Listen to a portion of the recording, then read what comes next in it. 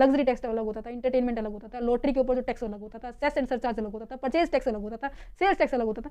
इन सबको हटा के आपने एक को इंक्लूड कर दिया, एक को बना दिया, है ना। ये होता है ना कि आपने ऐसे सामान बिखरा हुआ है, ठीक है, और आपने समेट के एक पॉलिथीन के अंदर डाल दिया, ये जीएसटी है। टैक्सेबल इवेंट कब आएगा? जब सप्लाई होगी। सप्लाई होगी किसके ऊपर? गुड्स के ऊपर करें या सर्विसेज के ऊपर करें, राइट, या फिर दोनों के ऊपर सप्लाई हो रही है, उस टाइम हमारा जीएसटी एप्लीकेबल होगा। हेलो एवरीवन, दिस इज तनु टिप्टान और आज हम करने वाले हैं हमारे नेक्स्ट चैप्टर को, जिसका नाम है ओवरव्यू ऑफ जीएसटी। देखो, इस ओवरव्यू से पढ़ने से पहले हम ये देखेंगे कि जो इससे पहले जो हमने जो फर्स्ट चैप्टर डिस्कस किया था, फर्स्ट चैप्टर में हमने क्या डिस्कस किया था कि जो टैक्स स्ट्रक्चर है इंडिया के अंदर वो कैसा है before implementation of GST and after implementation of GST.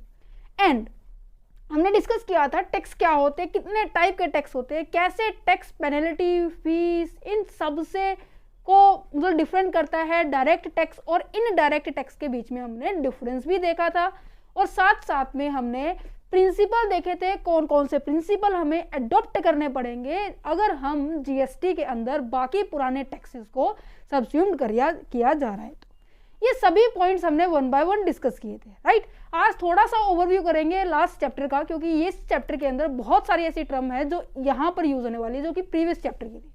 Okay, starting से हम करते हैं, फटाफट ओवरव्यू लेते हैं हम, जितना अभी तक हमने कर लिया है। देखो, हमने टैक्स के बारे में पढ़ा कि टैक्स होता क्या है, राइट।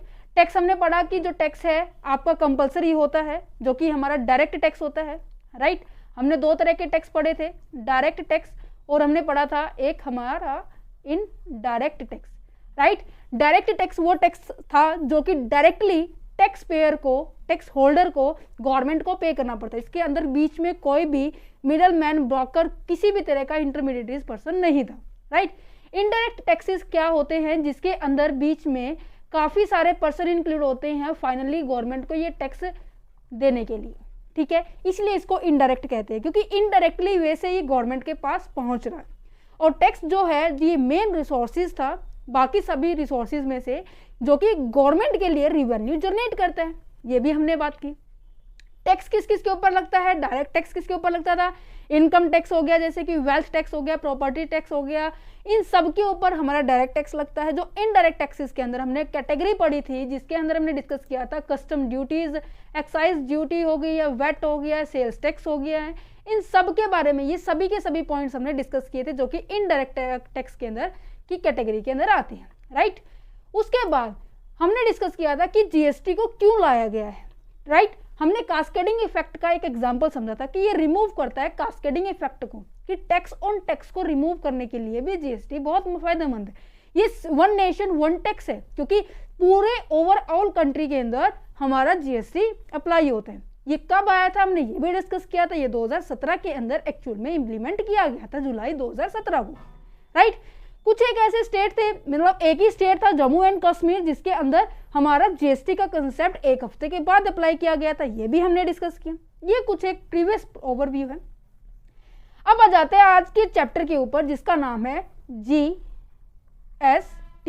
देखो, इस कंसेप्ट को ना हम बहुत डीपली समझेंगे, क्योंकि आज ये जो चैप्टर है इसके अंदर बेनिफिट समझेंगे, जीएसटी होता क्या है, कैसे इसको लाया गया था, इसको लाने में कौन कौन सी काउंसिल है, कौन कौन से मेंबर इसके अंदर है, ये सभी चीजों के बारे में डिस्कस करेंगे। तो सबसे पहले मैं आपको बता देती हूँ कि इस चैप्टर के अंदर क्या करने वाले हैं। हम इंट्रोडक्शन पढ़ेंगे, ठीक है, विद एग्जाम्पल इस चैप्टर को कंप्लीट करेंगे। दूसरा, जीएसटी का मतलब क्या होता है। थर्ड पॉइंट में हम क्या डिस्कस करेंगे, फीचर ऑफ जीएसटी, जीएसटी के क्या क्या फीचर्स हैं। ये फीचर्स बहुत ज्यादा इंपॉर्टेंट है। अगर आपको ये पॉइंट्स बिल्कुल अच्छे से समझ में आ गया तो कहीं ना कहीं आपका ये जो चैप्टर है 90%, सेकेंड चैप्टर कंप्लीट 90% यहाँ पे क्लियर हो जाएगा। जो फोर्थ पॉइंट है जो कि डिस्कस करेंगे, बेनिफिट एंड ड्रॉबैक है, ठीक है। लास्ट, ये भी इंपॉर्टेंट है, इंप्लीमेंटेशन ऑफ जीएसटी। इस चैप्टर के अंदर जो चीजें इंपॉर्टेंट है मैं साथ साथ डिस्कस कर रही हूँ, क्योंकि जो क्वेश्चन पेपर की वीडियो के अंदर मैंने डिस्कस किया था कि जीएसटी के कौन से चैप्टर से कैसा क्वेश्चन आया हुआ है, वो आपको यहाँ पे देखने को मिल जाएंगे, ठीक है। तो चलो बढ़ते हैं हमारे एग्जाम्पल की तरफ, बट थोड़ा सा यहाँ पे देख लेते हैं कि जी का मतलब क्या है। सबको पता है, यही पूरे अपने सब्जेक्ट का नाम है, गुड्स एंड सर्विसेज। इसका मतलब है टैक्स, ठीक है। इसे हम जीएसटी को हम किस नाम से जानते हैं, ये हमारा इनडायरेक्ट टैक्स है। क्यों इनडायरेक्ट टैक्स है, क्योंकि इसने जितने भी इनडायरेक्ट टैक्सेस थे, जो इनडायरेक्ट टैक्सेस के कैटेगरी के अंदर आते थे, कौन कौन से थे, एक्साइज ड्यूटी थी, सेल्स टैक्स था, वेट था, सर्विसेज टैक्स थी, कस्टम ड्यूटी थी, इन सबको रिमूव करके हमने क्या लगाया है, जीएसटी। दैट्स रीजन कि जितने भी इनडायरेक्ट टैक्सेस थे उनको हटा के हमने एक सिंगल टैक्स को अप्लाई किया जिसका नाम है जीएसटी। ठीक है, हम जो कि इसको काफ़ी एक और नाम से जानते हैं, अगर आपको किसी को याद हो, इसे हम एक और नाम से जानते हैं। कौन सा नाम है ये, गुड्स एंड सर्विसेज को क्या नाम दिया गया था, गुड्स एंड सिंपल टैक्स। इसे ऐसा नाम क्यों दिया गया था ये भी मैं बताऊंगी, क्योंकि बाकी सभी के कंपैरिजन में, अब देखो मैन्युफैक्चरिंग के टाइम, मैन्युफैक्चरिंग के टाइम कौन सा टैक्स लगता था, एक्साइज ड्यूटी लगती थी, राइट। अगर मैं सामान को सेल कर रही हूं तो तब क्या लगता था, सेल्स टैक्स लगता था, और हमारा वेट भी लगता था। ठीक है, दोनों की कंडीशन अलग अलग डिस्कस की थी। ठीक है, अगर मैं बात करती हूं, मैंने अगर कहीं से सामान इंपोर्ट कर रही हूं, ठीक है, तो मैं क्या लगाती थी, कस्टम ड्यूटी लगाती थी, राइट। ये सभी चीजें लगती थी। अगर मैं बात करूं सर्विसेज की बात, सर्विसेज मैंने अवेल किया तो मेरे पास कौन सा टैक्स लगता था, सर्विसेज टैक्स लगता था। मीन्स कि जीएसटी आने से पहले हम क्या करते थे, गुड्स को अलग ट्रीट करते थे और सर्विसेज को अलग ट्रीट करते थे। बट जीएसटी आने के बाद गुड्स एंड सर्विसेज को एक जैसा ट्रीट किया गया। इसमें कोई डिफरेंस नहीं है, चाहे किसी की भी सप्लाई हो रही है, कोई भी, चाहे गुड्स आगे जा रहा है, चाहे सप्लाई आगे जा रही है, दोनों के आगे जाने पर, मीन्स की सप्लाई होने पर हमारा एक ही टैक्स लगेगा जिसका नाम है goods and service tax, GST. Clear है इतना पॉइंट। चलिए जी, अब आपको एक पिक्चर दिखाती हूं जो कि आपने बहुत बार देखी होगी। ऐसा कुछ दिखाई दे रहा है, जैसे कि ये मैंने ये एलईडी बल्ब का जो ये डब्बा है, बॉक्स है, ठीक है, उसके अंदर सारी इंफॉर्मेशन दी हुई है। साथ में आपको एक नज़र आ रही होगी कि MRP 600 including of all taxes. Including of all taxes का मतलब क्या है, जीएसटी के इसके अंदर सभी तरह के टैक्सेस इंक्लूड है, प्राइस के अंदर ही इंक्लूड है। ठीक है, नेक्स्ट अगर मैं आपको दिखाऊं,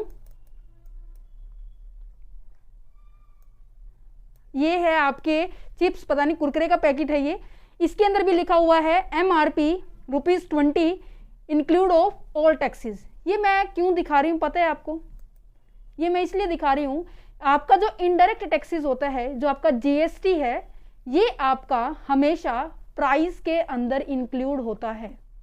याद रखना इस पॉइंट को। सबसे पहला ये इनडायरेक्ट टैक्सेस होता है, क्योंकि बाकी सभी इनडायरेक्ट टैक्सेस को हटाकर हमने एक इनडायरेक्ट टैक्सेस को बना दिया जीएसटी, जिसका नाम है, जिसको हम गुड्स एंड सिंपल टैक्स भी कहते हैं। ठीक है, ये प्राइस के अंदर इंक्लूड होता है।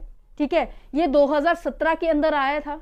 ठीक है, इसे वन नेशन वन टैक्स भी कहते हैं। ये तब लगता है जब भी हमारे पास क्या हो जाती है, सप्लाई होती है, चाहे सप्लाई हमारी गुड्स की हो, चाहे सप्लाई हमारी सर्विसेज की हो, दोनों पर ये जीएसटी अप्लाई होते हैं। ठीक है, अब मैं आपको एक और पॉइंट बताती हूँ जो कि बहुत इंटरेस्टिंग है, इवन आपको पता भी होना चाहिए क्योंकि हमने फर्स्ट चैप्टर के अंदर डिस्कस किया था। जो एक्साइज ड्यूटी है, जो मैन्युफैक्चरिंग होते हैं, जब सामान गुड्स, इसके ऊपर जो टैक्स कलेक्ट करती है वो कौन कलेक्ट करती है, सेंट्रल गवर्नमेंट कलेक्ट करती है बच्चे। Is it clear. सर्विसेज के ऊपर जो सर्विस टैक्स पहले जो अप्लाई कलेक्ट कौन करता था और लगाता कौन था, same as it is central government ही लगाती थी और सेंट्रल गवर्नमेंट ही कलेक्ट करती थी। सेल्स टैक्स की बात की जाए, वेट की बात की जाए, वो कौन रिसीव करता था और लगाता था, हमारा स्टेट गवर्नमेंट कलेक्ट करती थी, राइट। दूसरा, अगर मैं कहूँ कि इंटीग्रेटेड लग रहा है, इंटर स्टेट ट्रांजेक्शन हो रही है, आप हरियाणा में प्रोड्यूस कर रहे हैं, ठीक है, सप्लाई हमारी पंजाब में हो रही है, तो हमारी क्या हो गया, ये इंटरस्टेट क्या हो रही है, ट्रांजेक्शन हो रही है। तो इस समय में हमारा आईजीएसटी एक तो क्या करता था, सेंट्रल गवर्नमेंट तो क्या करते थे, टैक्स अप्लाई करता था, बट कलेक्ट का काम कौन करता था, कलेक्ट का काम हमारी स्टेट गवर्नमेंट काम करती थी। इतने सारे मतलब कहीं ना कहीं ये कॉम्प्लेक्सिटी है कि कौन कब कलेक्ट कर रहा है, कितना कलेक्ट कर रहा है, इन सब के मतलब कॉम्प्लेक्सिटी को हटाने के लिए हमने क्या किया, जीएसटी को अप्लाई किया है। जीएसटी के अंदर सब चीज़ें प्री डिटरमाइन है कि इक्वल आपको स्टेट को भी सेंटर को भी राइट दिया जाएगा कि आपका इतने परसेंट है, आपका इतने परसेंट है, वो सभी चीज़ें अभी आगे हम डिस्कस करेंगे। ठीक है, अब हम बढ़ते हैं हमारे चैप्टर की ओर। एक और बात बतानी है मेरे को, क्या है कि जीएसटी जो होता है वो हर स्टेप पे अप्लाई होता है, बट फाइनली किसको बियर करना पड़ता है, ये कंज्यूमर को बियर करना पड़ता है। ठीक है, जैसे कि मैंने आपको भी ये चिप्स का लेज का पैकेट दिखाया था जिसके अंदर लिखा हुआ था एमआरपी आपका 20 है, दैट मीन्स ये बना कितने में होगा, क्या 20 में बना होगा, नहीं ना, इसकी कॉस्ट 20 से कम आई होगी। ठीक है, और मैं लेके चल रही हूँ एग्जाम्पल के तौर पर, एक सेकेंड, एग्जाम्पल के तौर पर इसकी जो कॉस्ट जो है, जो आपने जो चिप्स की है, ये कॉस्ट आई होगी 10 रुपीज़। इसके अंदर जो टैक्स है वो कितना इंक्लूड हो गया, ₹5। ठीक है, मान के चल रहे हैं। ठीक है, और कस्टमर जो सेलर रिटेलर है उसने प्रॉफिट कितना ऐड किया इसके अंदर, 5, तो टोटल प्राइस कितना हो गया, 20। ठीक है, अब ये देखो टैक्स फाइनली सारा का सारा किसने बियर किया है, कस्टमर ने बियर किया जिसने 20 रुपए में खरीदा है। समझ पा रहे हो, तो यहाँ पे जीएसटी क्या होता है, हर लेवल पे अप्लाई होता है, बट फाइनली बियर कौन करता है, ये कस्टमर बियर करता है जो इस गुड्स को क्या करता है, यूज करता है। ठीक है, यहाँ पर एक कंसेप्ट आएगा ITC, इनपुट टैक्स क्रेडिट का, जो कि समझना बहुत जरूरी होता है, बट अभी फिलहाल हम ये देखते हैं। देखो यहाँ पे क्या लिखा हुआ है, imagine you are a buyer a new dress at a shop in a many country, there would be a tax added to the price. अभी मैंने आपको बताया जो जीएसटी है आपका प्राइस के अंदर ही इंक्लूड होता है। ठीक है, तो यहाँ पे यही लिखा हुआ है कि काफी सारे टैक्स आपके प्राइस के अंदर ही ऑलरेडी ऐड कर देते हैं। जैसे कि एग्जांपल के तौर पर ले लीजिए, एक आप सिंपल बर्गर खाते हैं, ठीक है, और उसका प्राइस 30 रुपये है, अगर आप उसके अंदर कुछ भी तरह का एडिशन करते हैं तो प्राइस के अंदर ही एडिशन प्राइस डाल देते हैं। मैंने कहा कि आपने जैसे चीज़ अपने बर्गर के अंदर डलवा लिया, सैंडविच के अंदर डलवा लिया, तो वो चीज़ के पैसे आपके उसके अंदर ऐड हो जाएंगे, मैं कहने का मतलब यहाँ पे 60 रुपये हो जाएंगे। ठीक है, इसी तरह से इस बीच का जो डिफरेंस चीज़ है 30 रुपीज़, बट गुड्स और सर्विसेज, अगर मैं जीएसटी के कंसेप्ट की बात करूँ तो यहाँ पे जीएसटी आपका 30 रुपीज़ है, कॉस्ट आपकी यहाँ पे इतनी। ठीक है, एग्जाम्पल बहुत सारे हैं, आप बहुत सारे रीड कर सकते हैं। ठीक है, मैं आपको एक एग्जाम्पल समझा देती हूँ।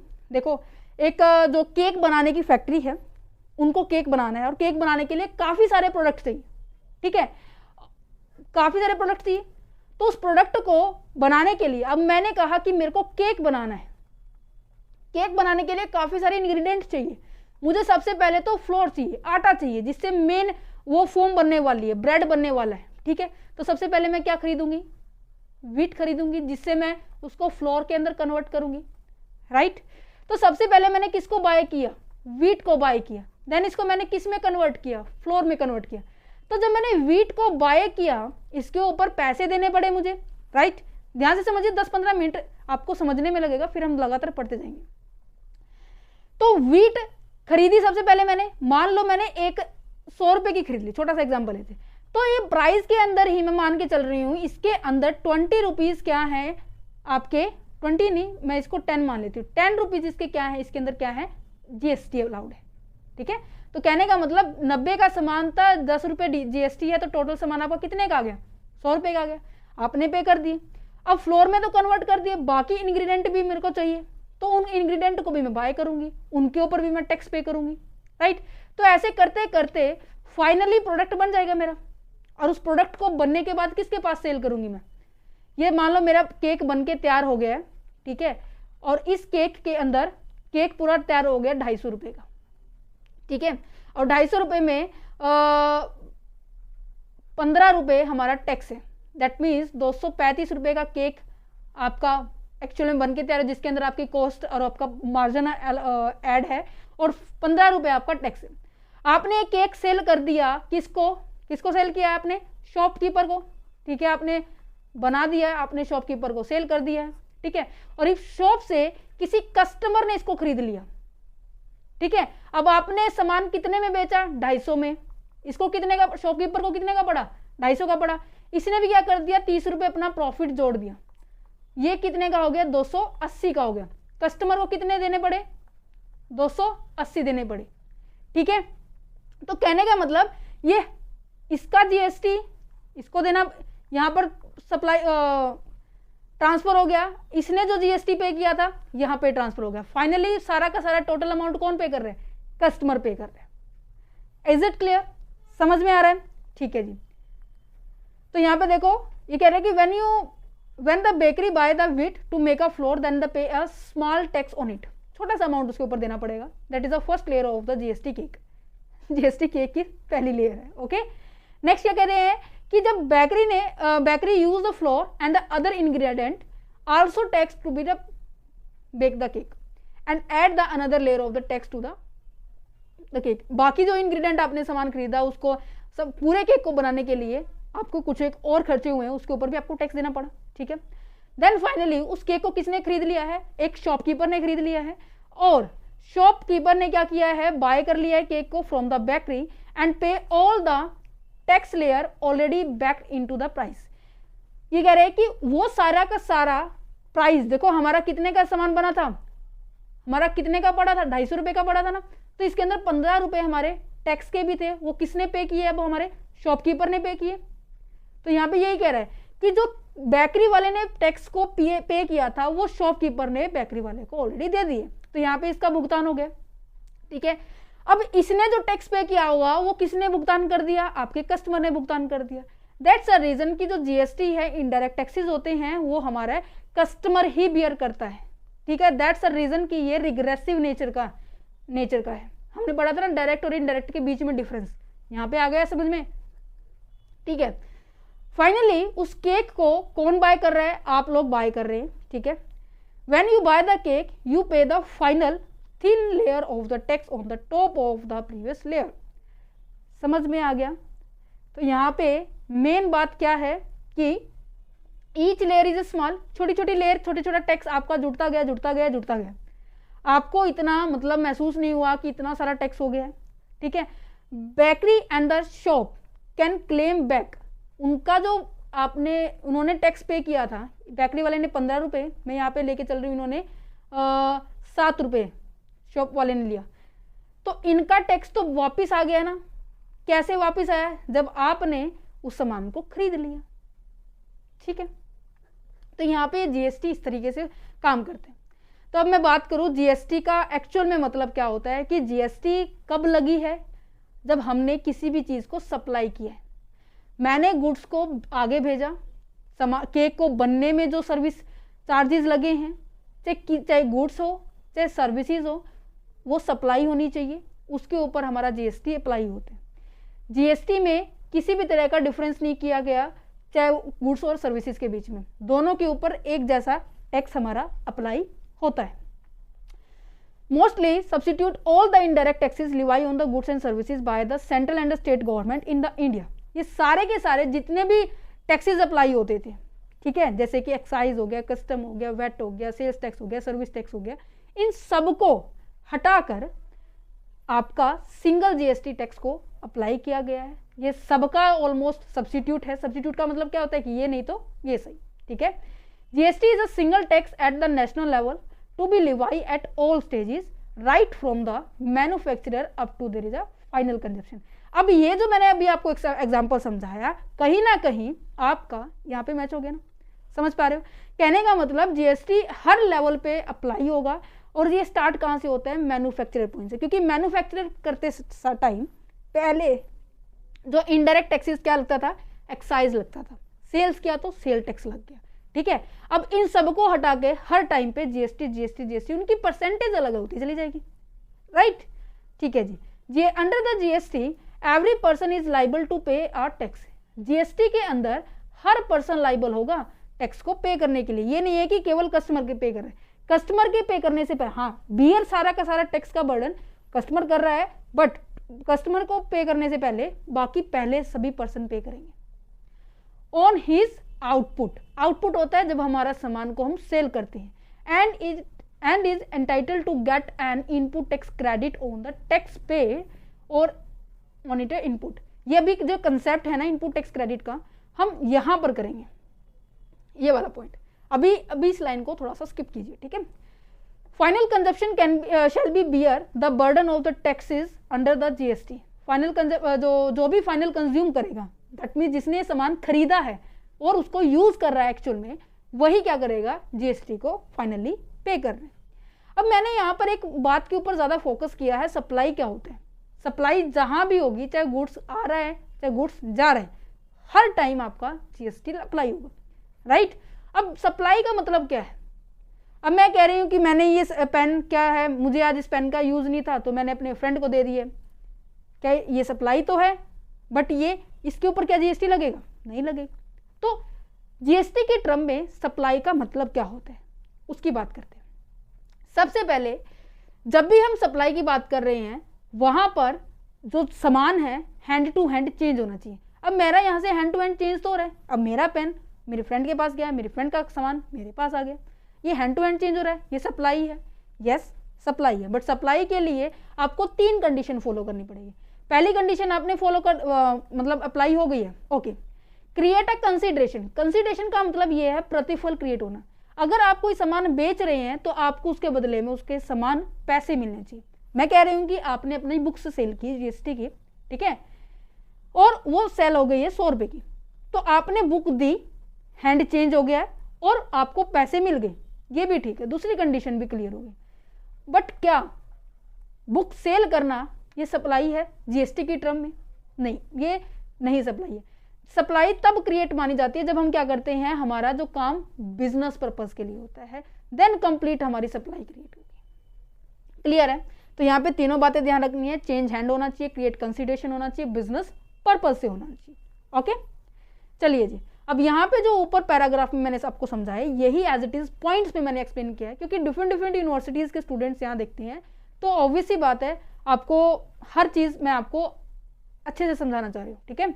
तो यहाँ पे देखो क्या लिखा हुआ है, comprehensive tax Levi on supply, supply के ऊपर लगता है, और सप्लाई यहाँ पर हर चीज की, चाहे आप मैन्युफैक्चरर की बात कर रहे हैं, सेल्स की बात कर रहे हैं, कंजप्शन की बात कर रहे हैं। क्योंकि पहले जो मैन्युफैक्चरिंग के टाइम पे क्या कौन सा टैक्स लगता था, मैं दोबारा से रिपीट क्यों कर रही हूँ, क्योंकि आपको याद होनी चाहिए टिप्स पे ये, कि मैन्युफैक्चरिंग के टाइम पे एक्साइज ड्यूटी लगती थी, जो कि सेंट्रल गवर्नमेंट लगाती थी और कलेक्ट भी करती थी। सर्विस टैक्स कब होता था, जब हम किसी चीज सर्विस को ले रहे हैं, तो ये भी लगाती कौन थी, कलेक्ट कौन करती थी, सेंट्रल गवर्नमेंट करती थी। सेल्स टैक्स वेट कौन करती है, स्टेट गवर्नमेंट करती है। ये सभी चीजें आपको पता होनी चाहिए, ठीक है। नेक्स्ट क्या है, mostly substitute all indirect taxes, जितने भी इनडायरेक्ट टैक्सेस है उन सब का क्या है, ये सब्सटीट्यूट है ना। सब्सटीट्यूट आपने एक इकोनॉमिक्स के कंसेप्ट में पढ़ा हुआ, सब्सटीट्यूट कि चाय या फिर कॉफी, अगर चाय के प्राइस बढ़ रहे हैं तो हम कॉफी का यूज करना स्टार्ट कर देते हैं, कॉफी के प्राइस बढ़ रहे हैं तो हम चाय को यूज करना स्टार्ट कर देते हैं, राइट। नेक्स्ट क्या है, single tax Levi at all stages, ये सभी स्टेजेस पे अप्लाई होता है, ठीक है। ये कहाँ से स्टार्ट होता है, हमारे मैन्युफैक्चरर से स्टार्ट होता है, और कहाँ पे फाइनली कहाँ तक जाता है, ये हमारे कंजप्शन पे जाते हैं, जो कि कंज्यूमर है, ठीक है। इसे हम गुड्स एंड सिंपल टैक्स भी कहते हैं। अब देखो सब पे सेम टैक्स अप्लाई हो रहा है, ठीक है, सब पे जीएसटी ही अप्लाई हो रहा है, अलग अलग नहीं हो रहा है, central excise, service tax, sales tax अलग अलग नहीं हो रहा है, तो कंफ्यूजन कहीं ना कहीं हमारी कम हो गई। अब नॉर्मली बच्चे भी समझ सकते हैं कि जीएसटी का कंसेप्ट है क्या। नेक्स्ट क्या है, removing the cascading effect. Removing the cascading effect का मतलब क्या है कि जो टैक्स ऑन टैक्स लगता था उसको क्या कर दिया गया है, हटा दिया गया, ठीक है। अब मैं एग्जांपल के तौर पे लेके चल रही हूँ, ठीक है। एक तो हम एग्जांपल लेते हैं जीएसटी के आने से पहले की बात कर रहे हैं, एक जीएसटी आने के बाद की बात कर रहे हैं। तो मैं यहाँ पे लिख रही हूँ बिफोर जीएसटी, एंड ये है हमारे पास आफ्टर जीएसटी। बिफोर जीएसटी मैंने कहा कि मैंने सामान खरीदा, सॉरी सामान बनाया, ठीक है, वो सामान है 10,000 रुपये का, ठीक है, और यहां पे भी सामान 10,000 रुपये का, ओके।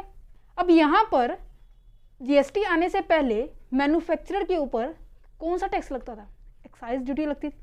अब मैं मान के चल रही हूं यहाँ पे ऐड हो गया है आपका एक्साइज ड्यूटी, और वो मैं मान के लेके चल रहे हैं 12.5%, ठीक है।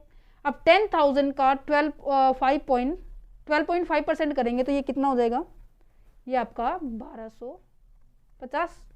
ठीक है, क्या जीएसटी के अंदर ऐसा था? नहीं। अब इसकी एक्चुअल में वैल्यू कितनी हो गई है? 11,250। इसकी वैल्यू कितनी हो गई है? 10,000। एज इट इज ही। ओके, अब यहां पर आगे जाके कौन सा टैक्स अप्लाई हो रहा था? जीएसटी आने से पहले सीएसटी लगता था और हमारे पास कुछ नहीं लगता था, बट आफ्टर द जीएसटी हमारे पास क्या लगेगा? जीएसटी लगेगा। Is it clear? अब मैं लेके चल रही हूं, ये सीएसटी क्या है? ये आपका लग रहा है आपका 2%। किसके ऊपर लगेगा? ये आपका इसके ऊपर लगेगा। अब यहां पर देखो 11,250 में से 10,000 तो सामान के ऊपर आपने ऑलरेडी टैक्स दे दिया है, जो कि अमाउंट कितना है? 1250। ठीक है, और एक अमाउंट है 1250 जिसके ऊपर अब भी देना है टैक्स। तो यहां पर क्या हो रहा है? यहां पर ये टोटल अमाउंट के ऊपर अब फिर दोबारा से हमें 2% देना पड़ेगा। अगर मैं इसका 2% करूं तो ये आ जाएगा 225। ठीक है, समझ में आ रहा है? अब इसकी टोटल वैल्यू कितनी हो गई है? इन दोनों को अगर मैं प्लस करूं तो मेरे पास टोटल वैल्यू कितनी हो गई है? 411, राइट, 11,475। ठीक है, इसकी एक्चुअल वैल्यू इतनी होगी। बट आफ्टर जीएसटी का कंसेप्ट आने के बाद इस 10,000 के प्रोडक्ट की कितनी वैल्यू होगी, ये हम कैलकुलेट करते हैं। मैं जीएसटी का कंसेप्ट लेके चल रही हूँ, एज्यूम करके चल रहे हैं, ये 14.5% है। ये 14.5 कैसे लिया है? देखो यहाँ पे 12.5 है, यहाँ पे 2% है। अगर मैं 12.5 प्लस में 2% करूँ तो कितना हो गया टोटल? लगातार सेम टैक्स की रेट है ना?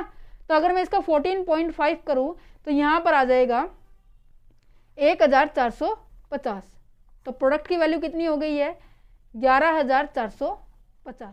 क्या आपको डिफरेंस नजर आ रहा है? आई होप सबको नजर आ रहा होगा डिफरेंस।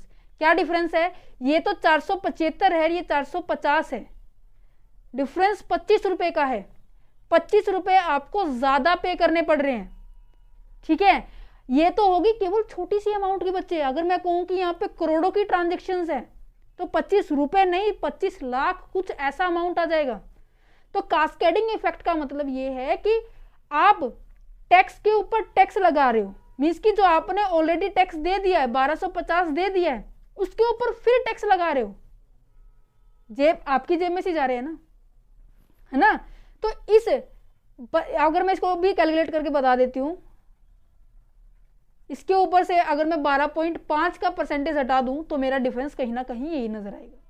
तो यहाँ पर जो जीएसटी आने के बाद जो कास्केडिंग इफेक्ट है वो रिमूव हो गया है। टैक्स ऑन टैक्स का जो लगता था वो हट गया है, क्योंकि यहाँ पे ये जो कंसेप्ट आपका पहले अप्लाई हो रहा था, हम साथ में अगर इसको अप्लाई कर दे तो हमारे गुड्स की, हमारे सर्विसेज के जो चार्जेस है वो कहीं ना कहीं कम हो जाएंगे।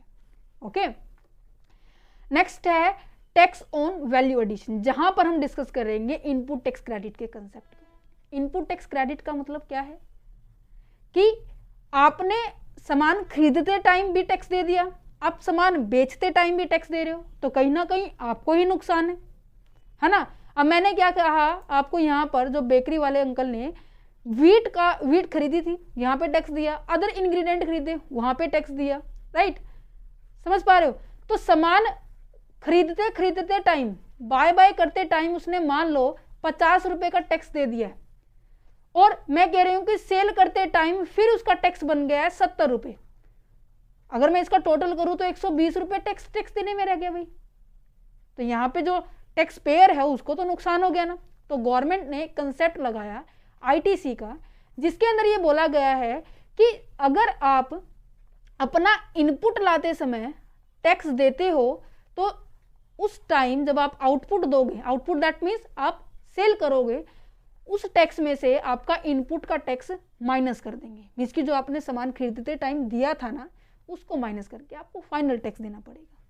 ठीक है, अब यहाँ पर देखो आउटपुट टैक्स कितना है 70, माइनस के अगर मैं करूँ इनपुट टैक्स को कितना हो गया।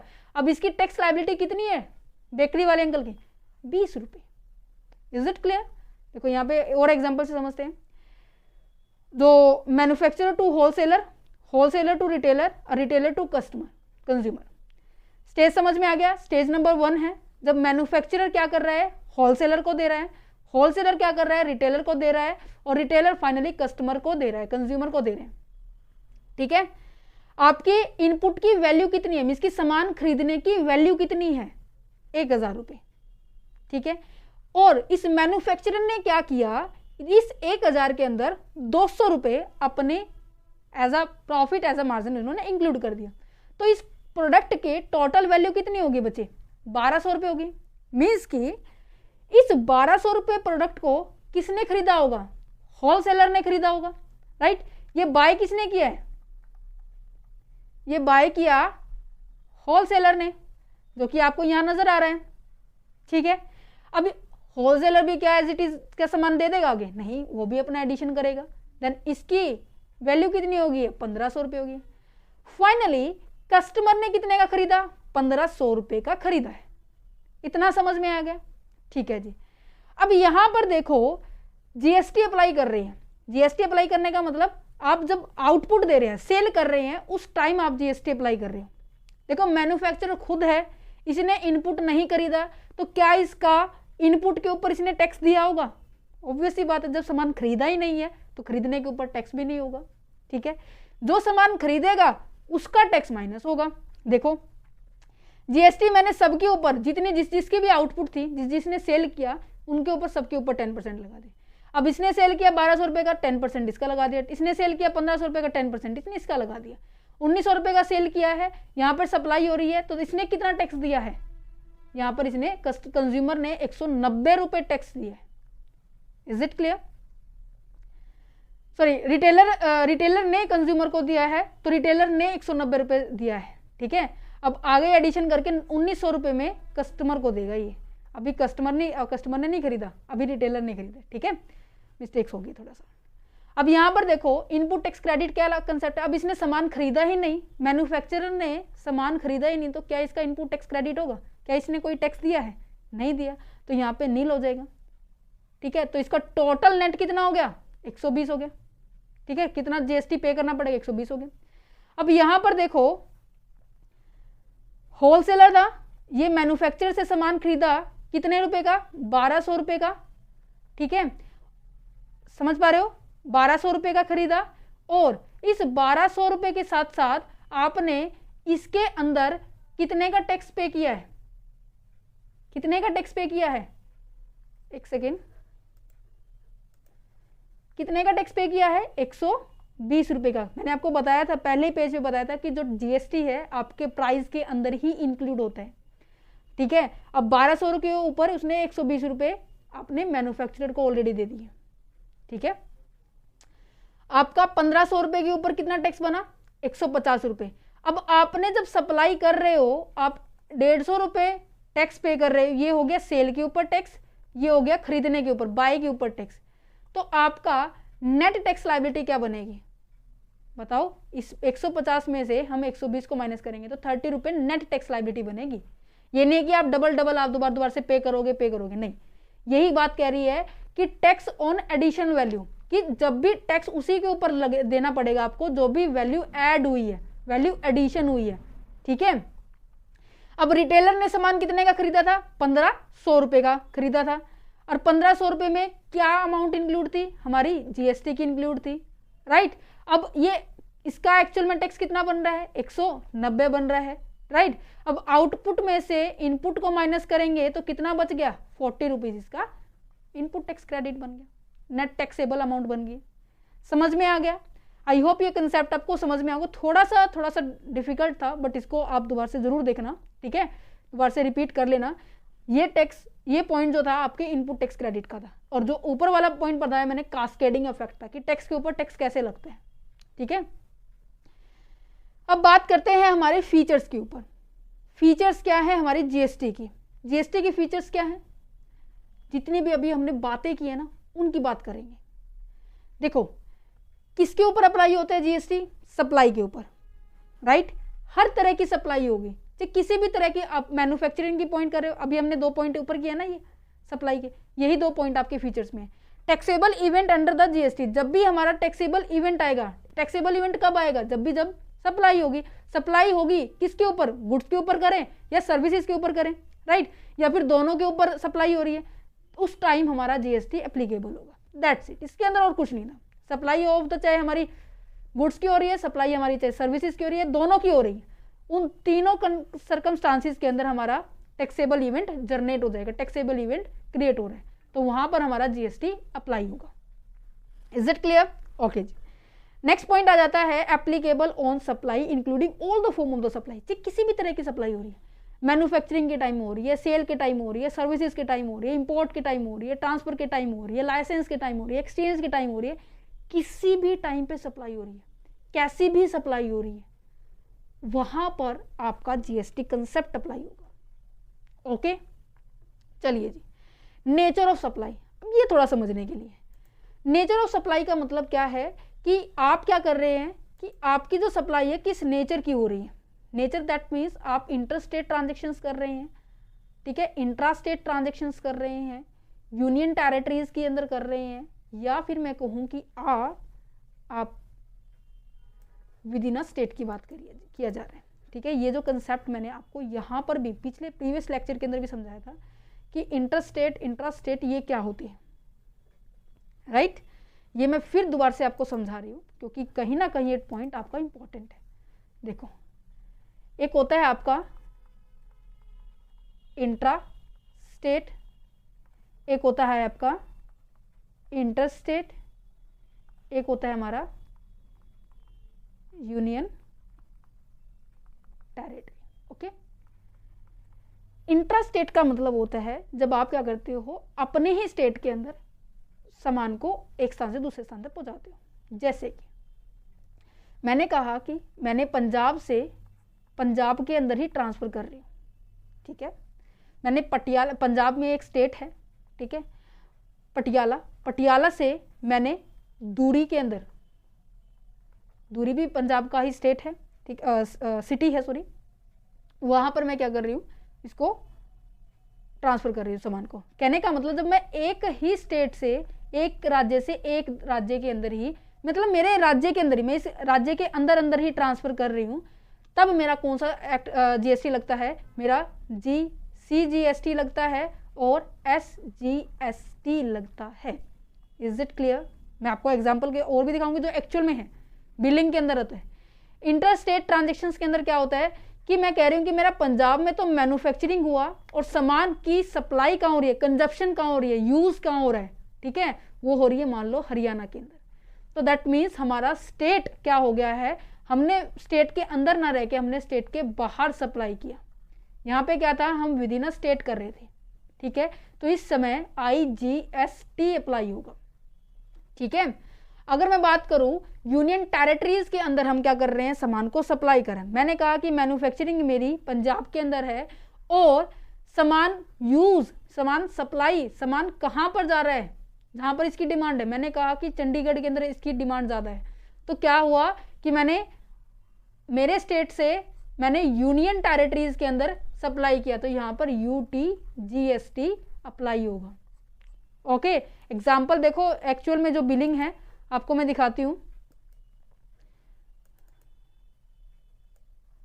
यहां पर देखो, पहले ऊपर इनवॉइस देखो कहां का है, ये एड्रेस आपका स्टेट है वहां जहां पर ये सामान बना है, मध्य प्रदेश, और बिल टू कहां पर बिल जा रहा है, MP के अंदर जा रहा है, आपको निशान दिखाई दे रहा होगा, MP के अंदर ही जा रहा है। तो कहीं ना कहीं स्टेट, एक स्टेट से लेकर दूसरे स्टेट में नहीं जा रहा है, ये विद इन अ स्टेट ही जा रहा है ना, एक ही स्टेट के अंदर जा रहा है। तो यहाँ पर क्या अप्लाई होगा, CGST एंड SGST। देखो नजर आ रहा है आपको, ये देखो CGST SGST प्लस 9%, यहाँ पर टोटल नेट अमाउंट का हमने 9% करके इसकी टोटल बिलिंग हो गई है, ठीक है। ये था हमारा एग्जाम्पल।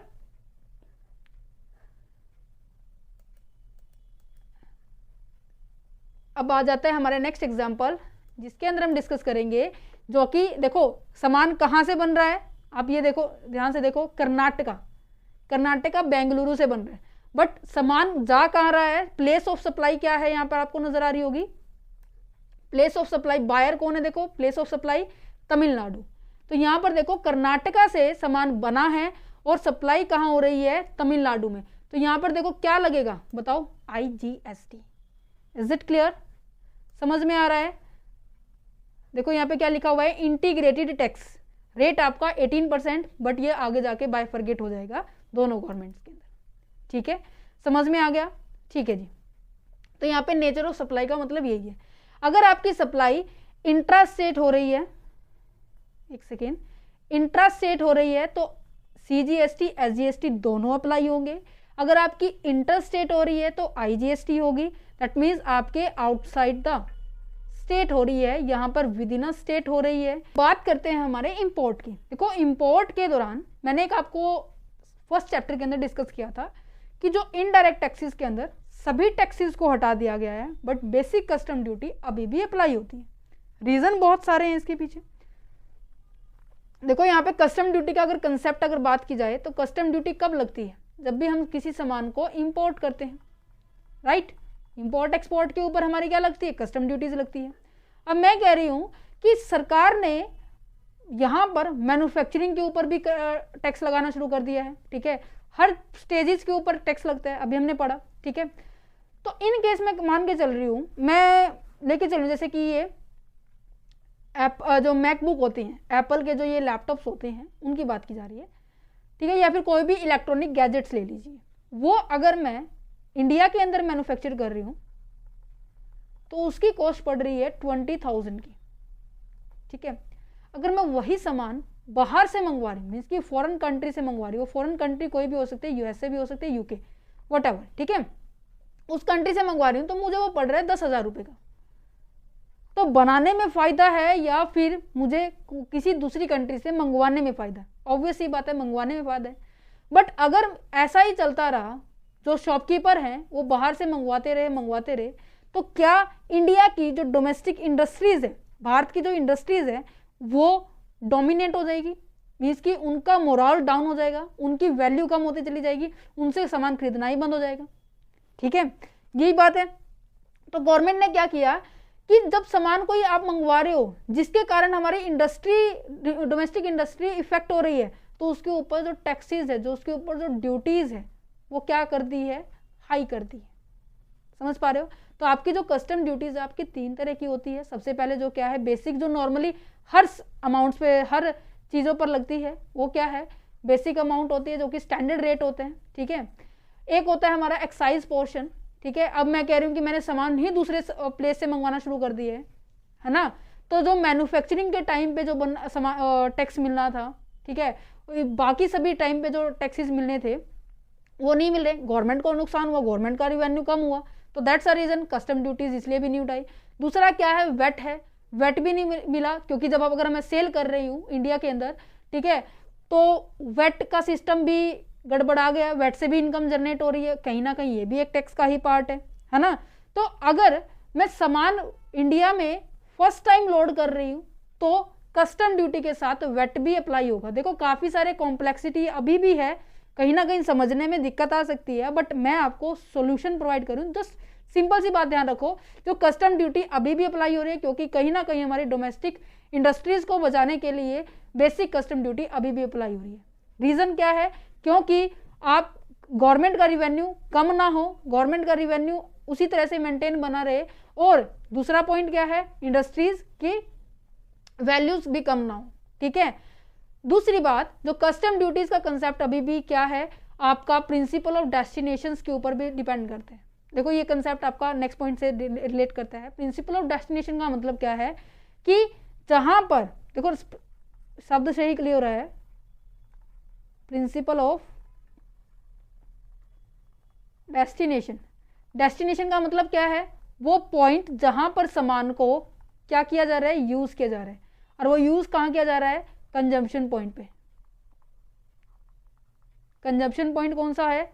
जो कि हमारा कंज्यूमर का है, राइट।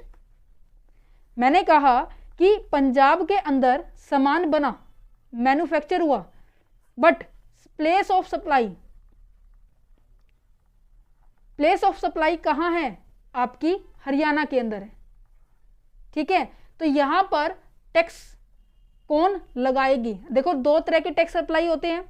ठीक है, अब यहां पर क्या है? IGST लगेगा, है ना। IGST के भी 2 पार्ट्स होते हैं, मैंने कहा कि 18% है। 9% आपका सेंट्रल गवर्नमेंट के पास जाएगा और 9% आपका स्टेट गवर्नमेंट के पास जाएगा। अब यहाँ पर पंजाब स्टेट गवर्नमेंट के पास जाएगा या हरियाणा स्टेट गवर्नमेंट के पास जाएगा, ये यहाँ पर समझने की बात है। प्लेस ऑफ डेस्टिनेशन का यहाँ पे कहने का मतलब है जहां पर सामान यूज हो रहा है वही स्टेट क्या करेगी, उसके ऊपर जीएसटी कलेक्ट करेगी। अब यहाँ पे सामान कौन यूज कर रहा है, प्लेस ऑफ सप्लाई कौन सी है, हरियाणा, तो यहाँ पे जो स्टेट होगी इसका जीएसटी कौन कलेक्ट करेगा, स्टेट गवर्नमेंट का, यहाँ पर हरियाणा को। ठीक है, अगर मैं बात करूं ये पंजाब से, पंजाब के अंदर ही सप्लाई हो रहा है, तो यहाँ पर 9% हमारा CGST लगता है, एक सेकेंड, GST, और 9% हमारा SGST लगता है। अब यहाँ पे सेंट्रल गवर्नमेंट तो ठीक है 9% ओके है, बट यहाँ पे स्टेट कौन सी होगी, दोनों सेम ही है, तो पंजाब के पास ही जाएगा। तो यहाँ पे प्लेस ऑफ डेस्टिनेशन का कंसेप्ट यहाँ पे ये कह रहे हैं। ठीक है, तो प्लेस ऑफ सप्लाई हमारे इंडिया के अंदर है, तो वही गवर्नमेंट क्या करेगी, उसको रिसीव करेगी।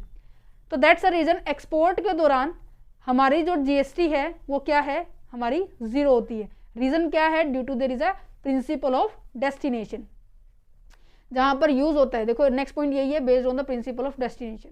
ठीक है, ये अभी मैंने आपको समझाया। इंट्रा स्टेट क्या होता है, जब आप क्या करते हो, विद इन अ स्टेट की बात की जा रही है, विद इन अ स्टेट,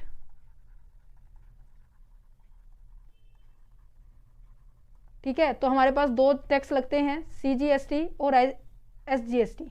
ठीक है, एक होता है हमारे पास इंटर स्टेट, जिसके अंदर कहते हैं कि सेलर, जो सेल करने वाला जो होता है वो अलग होता है और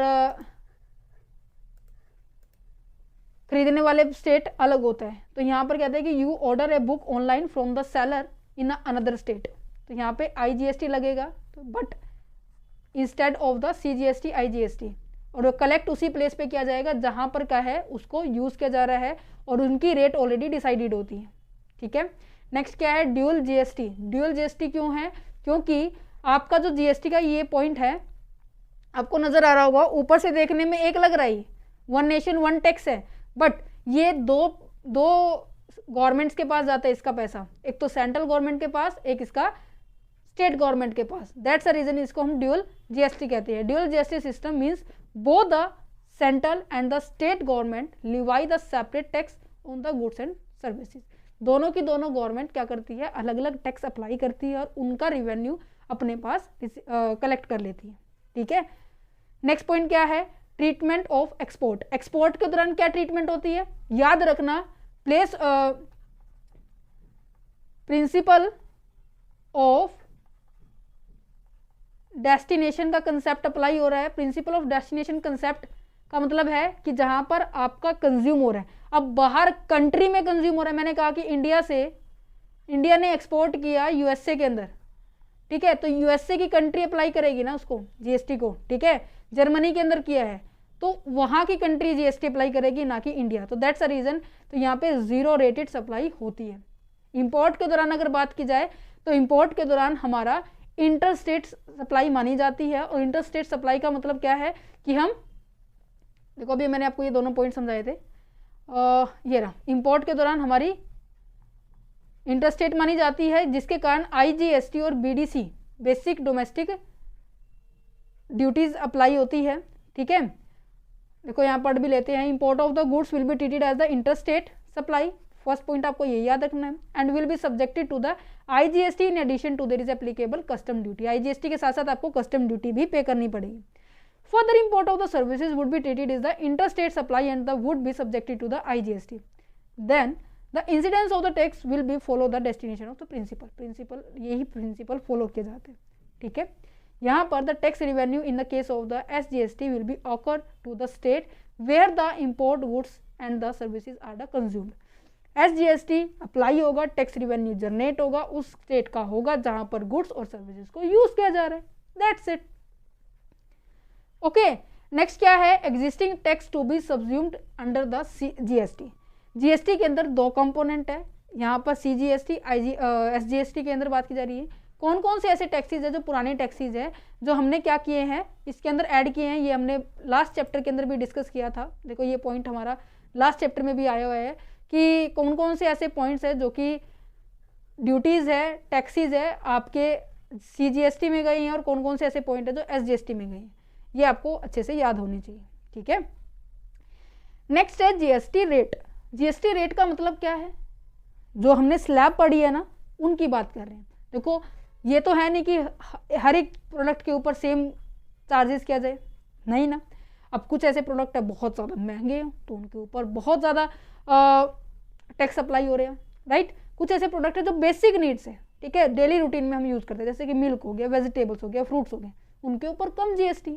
तो यहाँ पर GST ने गुड्स को कैटेगराइज कर दिया गया 5 टर्म्स के अंदर। देन फर्स्ट इज दैट, क्या कह रहे हैं कि नील, बिल्कुल नील है। कौन कौन से प्रोडक्ट है, ऐसे प्रोडक्ट जो कि एग्रीकल्चर प्रोडक्ट है, जिनको आप एक दिन भी मतलब बहुत कम 1-2 घंटे के लिए आप यूज़ कर सकते हैं, उनकी बात की जा रही है। Export are exempted from the GST। ये जो पॉइंट है ना ये याद रखना, कभी भूल जाओ आप, एक्सपोर्ट पे ऊपर 0% होती है। नेक्स्ट क्या है 5%। ये रेट अप्लाई एसेंशियल आइटम्स के ऊपर होता है, जैसे कि मिल्क हो गया, साल्ट हो गया, न्यूज़पेपर हो गया, ठीक है, और वो आइटम्स जो कि थोड़ा टाइम के लिए प्रोसीड कर सकती है, जिसकी थोड़ा टाइम सर्वाइव कर सकती है, ठीक है, जिसे हम कहते हैं पेरिशेबल गुड्स, राइट। नेक्स्ट क्या है 12% की बात की जा रही है। इसके अंदर वो कैटेगरीज इंक्लूड होती है जो कि कहीं ना कहीं आपके थोड़ा सा स्टैंडर्डाइज पॉइंट पे आ जाते हैं, जैसे कि फुटवेयर हो गए, आपके टेक्सटाइल इंडस्ट्रीज की बात करें उनके ऊपर लगते हैं। होटल के अंदर आप रह रहे हैं, होटल की सर्विसेज ले रहे हो, वो भी तब लगेगा जब आपके पर डे की जो अमाउंट है वो 1000 से ऊपर हो जाती है, ठीक है, तो तब वहाँ पर 12%। अब या बातों को ना ध्यान रखना जब आप कहीं सर्विस लेने जा रहे हो, ठीक है, किसी शोरूम के अंदर शूज़ या फिर मैं कहूँ कि आप अपने कपड़ों को खरीदने जा रहे हो, तो आपके ऊपर कितने % GST लग रहा है, 12% लग रहा है, 18% लग रहा है, कैसे लग रहा है, ठीक है। नेक्स्ट क्या है आपका 18% डिस्काउंट नहीं है GST, ठीक है। ये आपका मोस्ट ऑफ आपका गैजेट्स के ऊपर लगता है। गैजेट्स का मतलब क्या है कि आपकी इलेक्ट्रॉनिक गुड्स हो गया, ठीक है, ऐसी आइटम्स हो गई है जो कि काफ़ी सारे लंबे टाइम तक आप चला सकते हो, दैट मीन्स ड्यूरेबल गुड्स हो गई है, ठीक है। 28% उन पॉइंट पर लगता है जहां पर सामान बहुत ज़्यादा लग्जरियस होता है। लग्जरियस का मतलब क्या है, बहुत ज़्यादा महंगी होता है, जैसे कि महंगी महंगी कारें हो गई, ज्वेलरीज हो गई, तंबाकू प्रोडक्ट्स हो गए, मोस्ट ऑफ इन चीज़ों के ऊपर लगते हैं, ठीक है। नेक्स्ट आ जाता है सिंप्लीफाइड कंप्रिहेंसिव। दैट मीन्स आपको, अब देखो पहले कितने सारे टैक्सेस थे, मुझे बार बार रिपीट करने की जरूरत नहीं, अब आप रिपीट करेंगे, मेरे साथ रिपीट करो जल्दी से। कितने टैक्सेस थे, एक्साइज ड्यूटी थी, कस्टम ड्यूटीज थी जो कि अभी भी है, ठीक है, वेट था, सेल्स टैक्स था, सर्विस टैक्स था, इतने बहुत सारी टैक्सेस है। देखो मैंने बाकी टैक्सेस की जो लिस्ट है ना यहाँ इंक्लूड की हुई है। लग्जरी टैक्स अलग होता था, इंटरटेनमेंट अलग होता था, लॉटरी के ऊपर जो टैक्स अलग होता था, सेस एंड सरचार्ज अलग होता था, परचेज टैक्स अलग होता था, सेल्स टैक्स अलग होता था। इन सब को हटा के आपने एक को इंक्लूड कर दिया, एक को बना दिया, है ना। ये होता है ना कि आपने ऐसे सामान बिखरा हुआ है, ठीक है, और आपने समेट के एक पॉलीथीन के अंदर डाल दिया, ये GST है, समझ पा रहे हो। बल्कि सारे के सारे इनडायरेक्ट टैक्सेस को आपने हटा दिया और सबको इसके अंदर डाल दिया, ठीक है। अब साफ साफ लग रहा है घर, है ना, सामान खिंडा हुआ नहीं, मम्मी भी खुश आपकी, राइट। तो GST का कंसेप्ट कुछ ऐसा ही है। दैट्स रीजन कि इसको हम क्या कहें हैं, सिंप्लीफाइड है ये, ठीक है। रजिस्ट्रेशन से लेकर RTI फिल करने तक, ठीक है, रिटर्न फिल करने तक ये प्रॉपर वे से स्टैंडर्डाइज है, डॉक्यूमेंटेशन से सब ट्रांसपेरेंसी भी लेके आते हैं। जो आपको नजर आ रहा है ना वो मुझे भी नजर आएगा, ठीक है, उसको आप कभी भी ओपन करके देख सकते हैं, किसी भी प्लेस पे जाके देख सकते हैं, ये आप ऑनलाइन ही विजिट कर सकते हैं, ठीक है। इनपुट टैक्स क्रेडिट का कंसेप्ट आ गया समझ में, कि वो टैक्स क्रेडिट मतलब आपको, अगर आपने सामान खरीदा है, मटेरियल आपने कोई खरीदा है, आपने सर्विसेज खरीदी है, उसका टैक्स आपको रिटर्न हो जाता है बाइंग का पॉइंट पे, ठीक है। अब मैं आपको फिर एक एग्जांपल देती हूँ। इनपुट टैक्स क्रेडिट का मतलब यहाँ पे ना 2 वर्ड्स हैं, एक तो इनपुट, एक टैक्स क्रेडिट। इनपुट का मतलब है कोई भी मटेरियल हो गया, कोई भी सर्विसेज होगी जो कि आप किसी सप्लायर से खरीदते हैं, ठीक है। टैक्स क्रेडिट का मतलब है वो अमाउंट जो कि आप पे करते हैं, the amount of tax supplier और tax payable can be reduce while be paying this. ये आगे सोल्यूशन ही पूरा हो गया। पर टैक्स क्रेडिट का मतलब है कि वो अमाउंट जो कि आप अपने सप्लायर को देते हैं जिसने आपको सामान बेचा है, ठीक है।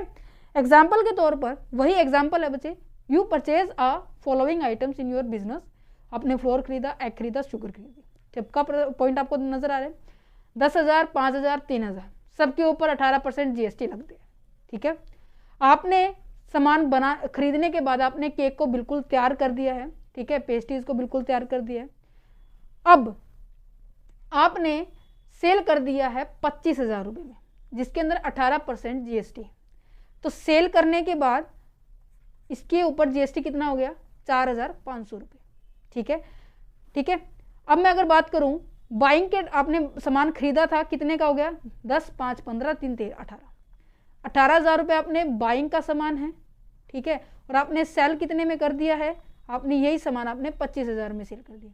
सेल के ऊपर कितना टैक्स लगा, 4,500 रुपये। अगर मैं 18,000 के ऊपर एज इट इज़ 18% टैक्स लगा दूं तो मेरा बनेगा 3,240 रुपये, ठीक है, हो गया। ये तो हो गया हमारे पास बाइंग के टाइम की बात, ये हो गया हमारे पास सेल की बात की जा रही है। सेल का मतलब होता है आउटपुट, और ये हो गया हमारे पास input tax. Is it clear? इन आउटपुट में से जब हम इनपुट लेस करेंगे तो ये हमारा नेट अमाउंट होगा जो कि हमें एक्चुअल में पे करना है। तो इनपुट टैक्स क्रेडिट का मतलब है कि आपको ये जो 3,240 रुपये आपने पे किए थे ना पहले जो सामान खरीदते टाइम, वो अब आपको एक्स्ट्रा में यहाँ पर मतलब डिडक्ट हो रहे हैं फाइनली जो आप पे कर रहे हैं। तो यू पे 3,240 in the GST when you purchase the flour and egg and the sugar. You can claim this amount, आप इस अमाउंट को क्लेम कर सकते हो। कब, कैसे? इनपुट टैक्स क्रेडिट से, ठीक है, when you sell your cake and there is a pastries.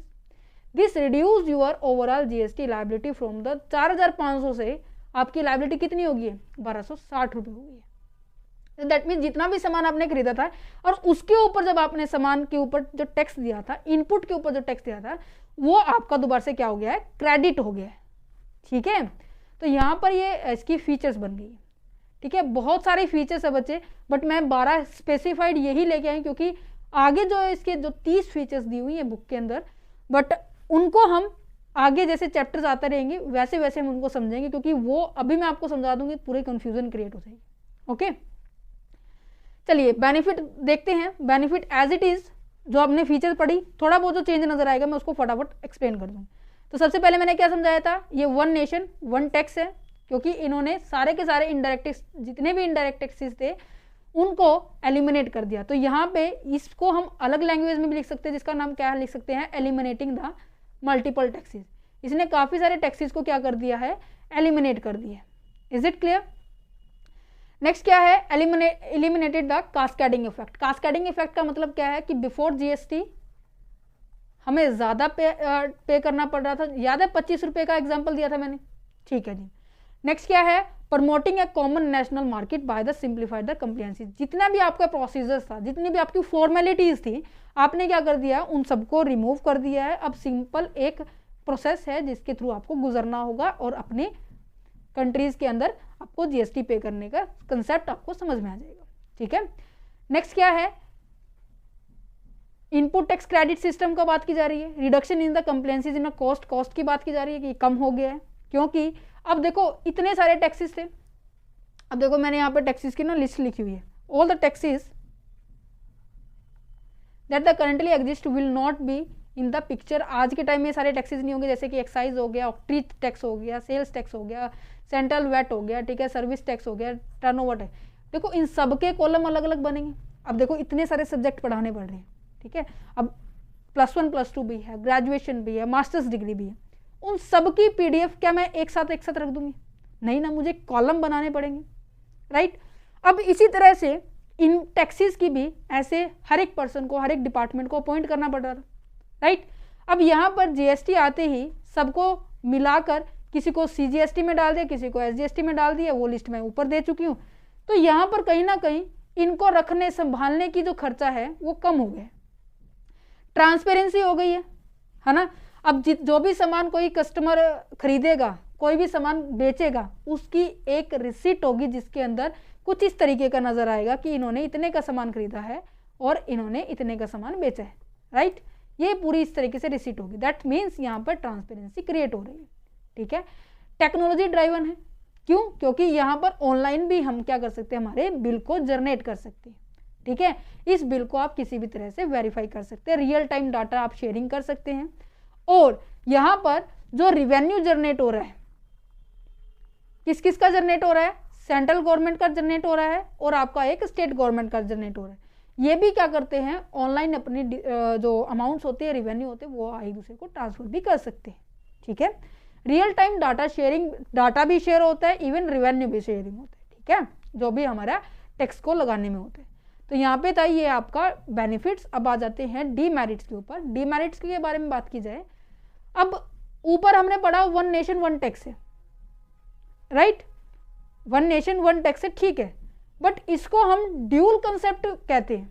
Dual concept क्यों कहते हैं? क्योंकि ये स्टेट गवर्नमेंट भी इसके ऊपर टैक्स अप्लाई करती है और सेंट्रल गवर्नमेंट भी इसके ऊपर क्या करती है, टैक्स अप्लाई करती है, और जो टैक्स अप्लाई होता है वो कलेक्ट भी करती है, दोनों अलग अलग। तो कैसे ये सिंगल हो गया भाई? बट ऊपर से तो ये सिंगल है, जीएसटी है ना, बट आगे SGST, CGST। देखो हर सिक्के के दो पहलू होते हैं, अगर उसके फायदे मिल रहे हैं तो उसके नुकसान भी होंगे, तो हम इसके नुकसान पढ़ने वाले हैं, है ना। तो नॉट ए सिंगल टैक्सेस, यहाँ पे टैक्स आएगा बच्चे। ठीक है, नेक्स्ट क्या है, problem in adaptation and the migration. कह रहे हैं कि जब भी देखो नई चीज आती है, नई मॉडर्नाइजेशन होता है, जैसे कि AI टूल का बहुत ज़्यादा अब आज के टाइम में बहुत ज़्यादा यूज़ किया जा रहा है ना।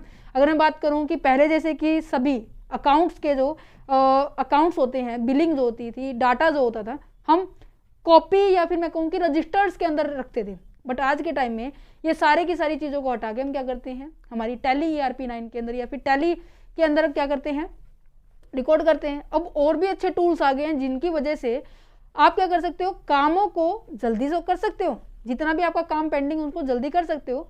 बट उस टेक्नोलॉजी को अडॉप्ट करने में थोड़ी सी तो कॉम्प्लेक्सिटी आएगी ना, थोड़ी सी तो दिक्कत आएगी ना। तो कहीं ना कहीं कुछ एक इंडस्ट्रीज के ऊपर इसका गलत इंपैक्ट पड़ता है, नेगेटिव इंपैक्ट पड़ता है ना, जिसके कारण आपकी जो कॉस्ट है वो क्या हो जाएगी, इंक्रीज हो जाएगी। देखो इनको सीरीज में ऐसे याद करना स्टोरी के साथ। ठीक है, नेक्स्ट क्या है, अब देखो GST आने से पहले हमने अदर टैक्सीज के सॉफ्टवेयर डाउनलोड किए हुए थे। हर एक चीज़ों को चलाने के लिए ड्राइवर चाहिए, जैसे कि हमारे PC या फिर मैं कहूँ कि लैपटॉप के अंदर कोई भी चीज़ आप चला रहे हो तो उनके लिए आपको एक ड्राइवर चाहिए, है ना, एक एप्लीकेशन चाहिए, सॉफ्टवेयर पॉइंट ऑफ से। तो उन चीज़ों को इंस्टॉल करने में भी खर्चा आता है, इवन उनको सीखने में भी आपका टाइम लगता है, कहीं ना कहीं आपकी कॉस्ट यहाँ पर इंक्लूड हो जाती है।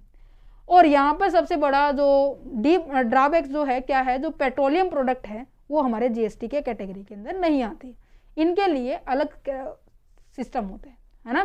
जैसे जो अल्कोहल प्रोडक्ट होते हैं इनके ऊपर भी क्या है, GST की कैटेगरी के अंदर नहीं आती है, GST की बाउंड्री से बाहर है। ठीक है, और यहाँ पर मल्टीपल टैक्सेस रेट है। मल्टीपल टैक्सेस रेट का मतलब जो मैंने अभी डिस्कस किया था थोड़ी देर पहले, 0%, 8%, 0%, 5%, 12%, 18%, 28%। तो यहाँ पे प्रोडक्ट्स के अकॉर्डिंग आपको याद रहे, कहीं ना कहीं ये भी थोड़ी दिक्कत हो जाएगी। तो यहाँ पे मल्टीपल टैक्सेस रेट है, right. Problem related to the assistance new business and the small business में require the hiring the professionals.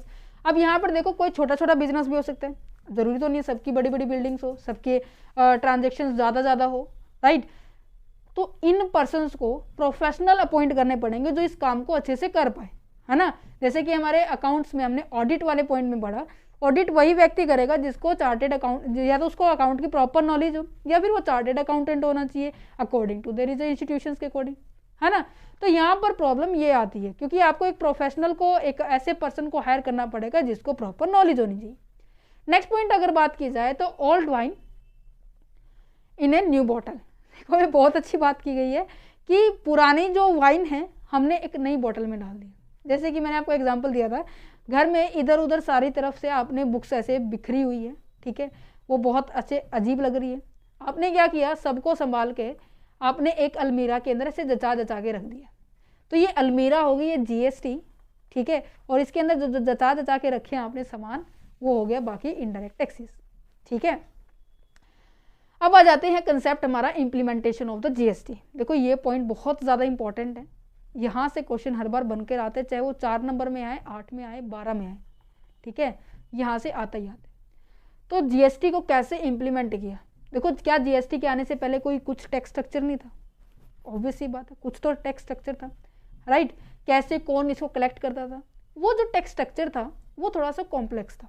इसको समझना थोड़ा मुश्किल था, क्योंकि कोई कलेक्ट कर रहा है, कोई लगा रहा है, किसके पास जा रहा है, कोई रेट नहीं डिसाइड, मतलब ये थोड़ा सा डिफिकल्ट है कॉमन पर्सन को समझना, राइट। तो आपको जो पुराने जो कॉन्स्टिट्यूशंस थे, जितने भी जो संविधान बने हुए थे पहले टैक्स के रिगार्डिंग, उसके अंदर आपको चेंज करना पड़ेगा। वो चेंज जो है उसके चेंज करने के बाद ही आप क्या कर सकते हो, जीएसटी अप्लाई कर सकते हो। अब आपको बस एक बात ध्यान रखनी है, जीएसटी के आने से पहले भी, जीएसटी के आने के बाद भी जो रिवेन्यू है वो किसके अंदर डिस्ट्रीब्यूट होता था, आपका स्टेट के अंदर डिस्ट्रीब्यूट होता था। बट पहले क्या है, रेट इतनी स्पेसिफाइड नहीं थी, किसी के पास ज़्यादा अमाउंट जाता था, किसी के पास कम अमाउंट जाता था। अब क्या है, इक्वल अमाउंट में स्टेट और सेंटर के पास इक्वल अमाउंट में हमारे पास पैसा जाएगा। तो बिफोर द अमेंडमेंट, अमेंडमेंट से पहले जो हमारे पास जो एक्साइज ड्यूटी थी, एक्साइज ड्यूटी किसके ऊपर लगती है, क्या याद है सबको, मैन्युफैक्चरिंग के ऊपर, मैन्युफैक्चर ऑफ गुड्स, गुड्स को बनाने में जब आपके ऊपर जो टैक्स लगता था तब एक्साइज ड्यूटी लगती थी, ठीक है। इसको लगाता कौन था और कलेक्ट कौन करता था, आपकी सेंटर गवर्नमेंट अप्लाई करती थी। इसको लगाने का काम भी सेंटर गवर्नमेंट का होता था और इसको कलेक्ट करने का काम भी सेंटर गवर्नमेंट का होता था, ठीक है। अब दूसरी बात आ जाती है कि जो वेट होते हैं, जब हम किसी गुड्स को सेल कर रहे हैं उसकी बात की जा रही है, उसको लगाने का काम और कलेक्ट करने का काम आपका स्टेट गवर्नमेंट का होता था, ठीक है। सर्विसेज की टैक्स की बात की जाए, सर्विसेज टैक्स कब होती है, जब हम किसी सर्विसेज को लेते हैं। अब मैंने कहा कि सर्विस आपने ले ली तो उसको लगाने का काम, उसको उसके ऊपर जो टैक्सेस आपको मिले हैं वो कौन सी गवर्नमेंट लेती थी, वो सेंट्रल गवर्नमेंट लेती थी। देखो ये पुरानी बातें जो कि हम अभी फिलहाल डिस्कस कर रहे हैं बट रिवाइज हो रहे हैं। अगर मैं बात करूँ इंटरस्टेट की, इंटरस्टेट जब भी कोई ट्रांजेक्शन होती थी, मैंने कहा कि पंजाब से यहाँ पर हरियाणा के अंदर ट्रांजेक्शन होती थी, जो टैक्स लगाने का काम, लगाना का मतलब होता है लिवाई, ठीक है। लिवाई का काम कौन करता था, सेंट्रल गवर्नमेंट करती थी, बट इस टैक्स को कलेक्ट कौन करता था, इस टैक्स को कलेक्ट का पॉइंट हमारा स्टेट का था। देखो इन चीज़ों को समझना, याद करना पहले टाइम में थोड़ा सा मुश्किल होता था और थोड़ा सा कॉम्प्लेक्स स्ट्रक्चर भी था। ये तो देखो सिलेक्टेड टैक्स लिए मैंने, बाकी अगर मैं टैक्स लूँ एंटरटेनमेंट का, परचेज टैक्स का, इन सभी टैक्सेस के भी कुछ इसी तरह से रूल थे।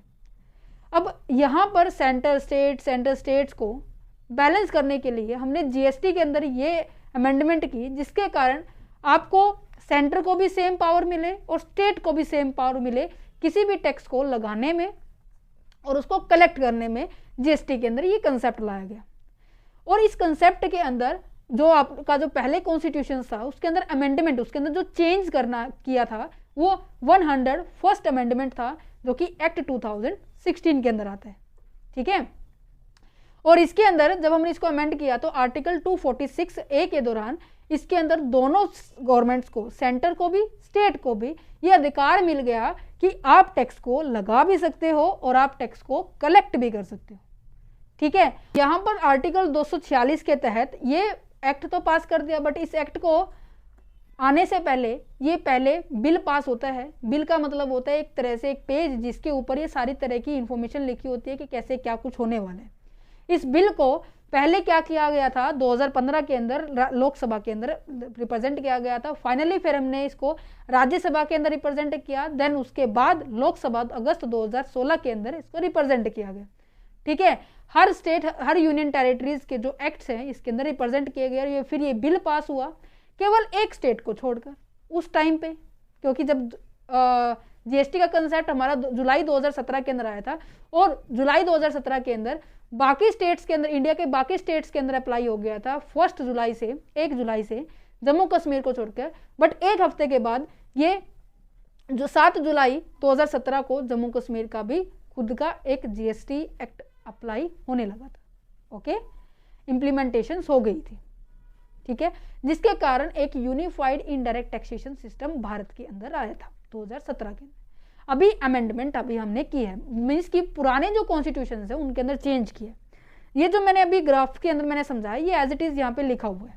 क्या है, central government has the power to levy the tax on there is a manufacturing of the goods, जिसको हम एक्साइज ड्यूटी कहते हैं। स्टेट गवर्नमेंट को पावर थी कि टैक्स लगाने की sales of the goods, goods के ऊपर जो सेल्स लगता है, ठीक है, सॉरी गुड्स को जो हम सेल करते हैं तब हमारा टैक्स लगता है। इंटरस्टेट के दौरान सेंटर को पावर थी कि उसको लगाने की, बट उसको कलेक्ट करने के अधिकार था हमारे स्टेट को। सर्विस टैक्स के ऊपर किसको पावर थी, हमारे सेंटर को पावर थी, जिसके कारण उसको सर्विस टैक्स मिल जाता था। इन सब के अंदर चेंज लाने के लिए हमने कॉन्स्टिट्यूशंस को अंदर चेंज किया, और चेंज करने के लिए हमने बिल पास किए राज्यसभा और लोकसभा के अंदर। फाइनली अगस्त 2016 के अंदर ये पास हो गया था, और जुलाई 2017 के अंदर जम्मू कश्मीर को छोड़कर पूरे भारत के अंदर जीएसटी का कंसेप्ट इम्प्लीमेंटेशन हो गया। बट एक हफ्ते के बाद जम्मू कश्मीर का भी जीएसटी एक्ट अप्लाई हो गया था। देखो यहाँ पर कुछ एक पॉइंट्स मैंने आपको बहुत तभी कह रही थी मैं, जो चैप्टर नंबर जो फर्स्ट है आपका कहीं ना कहीं इंपॉर्टेंट है ना। तो यहाँ पर ये बताया हुआ था मैंने कि जो जम्मू कश्मीर के कंसेप्ट के बारे में, जम्मू कश्मीर का कंसेप्ट के लिए अलग जीएसटी पॉइंट अप्लाई होता है ना। नेक्स्ट आ जाता है कॉन्स्टिट्यूशंस के अंदर चेंज लाने के बाद जीएसटी का फ्रेमवर्क भी डिजाइन करके बाहर दिखाया गया कि जीएसटी के अंदर इस तरीके से कौन कौन इसको बना रहा है, किस किस ने इसको बनाया है, किसका इसके ऊपर अधिकार है, ये सब चीजें इसके अंदर लाई गई थी। देखो जीएसटी के लाने के साथ साथ हमने डिस्कस किया था कि जीएसटी आपके 5 पार्ट्स में आ रही है बाहर। सीजीएसटी आ रहा है, एसजीएसटी आ रहा है, आईजीएसटी आ रहा है, यूटीजीएसटी आ रहा है, और आपका GST compensation to the state आ रहा है। ये हमने देखो यहाँ पर भी डिस्कस किया था। ये कहीं ना कहीं लास्ट जो चैप्टर है वो आपका दोबारा से रिपीट जरूर हो रहा होगा, है ना। ये पॉइंट मैंने आपको लिखवाया था। ये देखो जीएसटी यहाँ पर मैंने आपको बताया था बेसिक कस्टम ड्यूटी भी है। जीएसटी के अंदर आपके पॉइंट्स आ रहे हैं, CGST, SGST, IGST, UTGST. CGST का मतलब है central goods and service tax, SGST का मतलब है state goods and service tax, IGST का मतलब है integrated goods and service tax, UTGST union territory goods and service tax. ये इंट्रा स्टेट यूनियन टेरिटरीज के अंदर इसके अंदर ये सप्लाई होती है, ठीक है। अब ये तो ठीक है, क्या फुल फॉर्म है, बट जीएसटी सीजीएसटी को एनेक्टेड किसने किया था, सेंट्रल गवर्नमेंट ने किया था। यूटीजीएसटी भी सेंट्रल गवर्नमेंट ने की थी, आईजीएसटी भी सेंट्रल गवर्नमेंट ने की थी, जीएसटी भी सेंट्रल गवर्नमेंट ने की थी, बट एसजीएसटी आपके स्टेट गवर्नमेंट की थी। हर स्टेट के जो, जैसे कि हमारे इंडिया के अंदर 28 स्टेट है, ठीक है, और 8 हमारी यूनियन टेरिटरीज है, राइट। उनमें से इन 8 टेरिटरीज में से 2 टेरिटरीज ऐसी हैं जो कि कहीं ना कहीं स्टेट के अंदर ही कंसीडर करी जाती है, राइट। ये जो पॉइंट है दिल्ली एंड पांडुचेरी का, ये कंसेप्ट मैंने यहाँ पर भी अप्लाई शो किया था। यहाँ पे मैंने समझाया था कि आपकी टोटल 8 टेरिटरीज है, 9 नहीं है, यहाँ पर 8 टेरिटरीज है, वैसे 9 है, but Andaman and Daman and द्वीप एंड दादरा एंड नगर हवेली को एक कंसीडर किया जा रहा है। वहाँ पर ऑनलाइन आप डाटा चेकआउट कर सकते हैं, ठीक है। तो यहाँ पर देखो इन दोनों को भी क्या किया जाएगा, स्टेट गवर्नमेंट जीएसटी एक्ट के अंदर ही लाया जाएगा, ठीक है। यहाँ पर इसकी फ्रेमवर्क दिखाइएगी कि किसका किसके ऊपर अधिकार चलने वाला है, ठीक है, किसको कौन क्या रूल बना सकते हैं। नेक्स्ट आ जाता है कि फ्रेमवर्क डिजाइन होने के बाद एक कमेटी बनाई गई, काउंसिल बनाई गई, ठीक है, जिस उस संगठन में काफी सारे मेंबर्स इंक्लूड हुए थे, ठीक है। कंप्राइजेस का मतलब होता है मेंबर्स क्या होना है, शामिल होना। जो भी आपने गठन बनाया था उसके अंदर कौन कौन से पर्सन शामिल हुए। सबसे पहले यूनियन फिनेंस मिनिस्ट्री, जो कि आज के टाइम में 2024 के प्रेजेंट टाइम की अगर बात करूं तो श्रीमती निर्मला सीतारमण जी जो हमारी चेयरपर्सन यूनियन फिनेंस मिनिस्टर है, राइट। और जो इसके अंदर जो मेंबर है वाइस चेयरपर्सन है वो कौन है, मिनिस्टर है स्टेट गवर्नमेंट के, स्टेट गवर्नमेंट के जितने भी मिनिस्टर्स हैं उनकी बात की जा रही है। और मेंबर की बात की जाए, state and all the ministry of the finance tax of each state, हर एक स्टेट के फिनांस और टैक्सेशन के मिनिस्टर्स की बात की जाए। ये केवल फिनांस टैक्सेशन इनके मिनिस्टर्स क्यों आ रहे हैं, रीजन है इसके पीछे, मैं अभी 2 मिनट रुको मैं बताती हूँ, ठीक है। और पहले मैं बता ही देती हूँ, क्योंकि ये जो सभी मेंबर्स क्या करेंगे, एक मीटिंग में आएंगे, ठीक है। ये काउंसिल बनाई है, संगठन बनाया है, उस संगठन में मीटिंग्स होगी और उस मीटिंग में काफी सारे मुद्दों पर बात होगी, ठीक है। उन मुद्दों के ऊपर आपको डिसीजन लेना होगा और वो डिसीजन किसका वैलिड होगा, कितने वेट में वैलिड होगा, ये सभी चीजें यहाँ पर इस काउंसिल में डिस्कस की जा रही है।